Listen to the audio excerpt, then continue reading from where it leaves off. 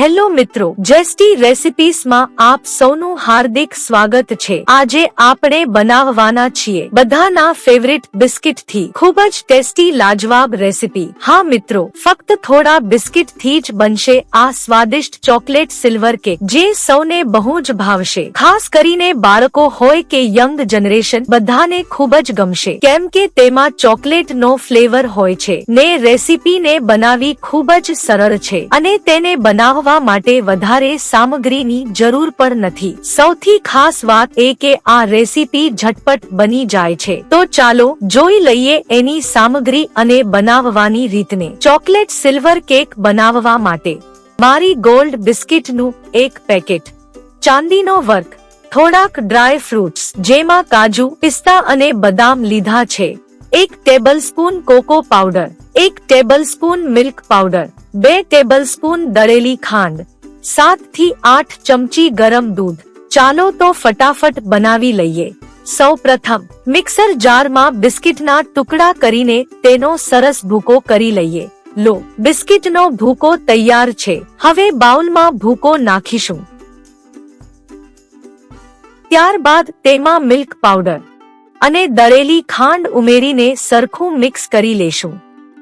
ત્યારબાદ તેમાં ધીમે ધીમે ગરમ દૂધ ઉમેરતા જશું અને લોટ બાંધતા જશું।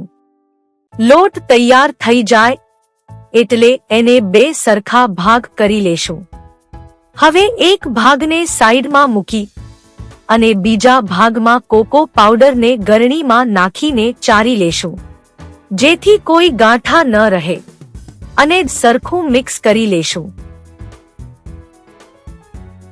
હવે તેમાં ડ્રાય ફ્રૂટ્સ ઉમેરીએ અને જરૂર મુજબ 1 ચમચી જેટલું દૂધ ઉમેરીને લોટને બાંધી લેશું।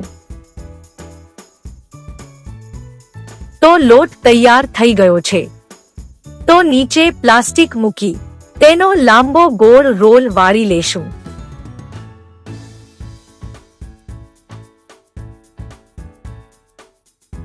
હવે બીજા ભાગને પ્લાસ્ટિક ઉપર મૂકી તેના ઉપર ફરીથી પ્લાસ્ટિક મૂકીને તેની ગોળ રોટલી વણી લેશું। અહીં રોટલીને સરસ રીતે વણી લીધી છે। હવે એ રોટલીની ઉપર ચોકલેટ વાળો રોલ મૂકીને ફરીથી હળવા હાથે રોલ વાળી લેશું।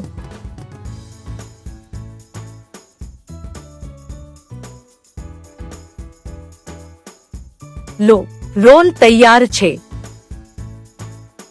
તો 30 મિનિટ માટે ફ્રીજમાં મૂકી દઈએ, જેથી તે સરખો સેટ થઈ જાય।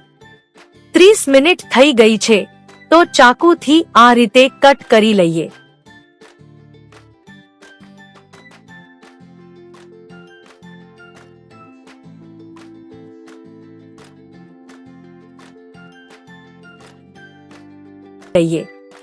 લો, બધા પીસ તૈયાર છે। હવે દરેક પીસ પર ચાંદીની વર્ક લગાવીશું। તો તૈયાર છે ઝટપટ બની જાય તેવો આ સ્વાદિષ્ટ ચોકલેટ સિલ્વર કેક, જેને તમે કોઈ પણ ફેસ્ટિવલમાં બનાવી શકો છો। તો આ રેસિપીને જરૂરથી ટ્રાય કરજો। ફરી મળીશું એક નવી અને મજાની રેસિપીની સાથે। જેસ્ટી રેસિપીઝમાં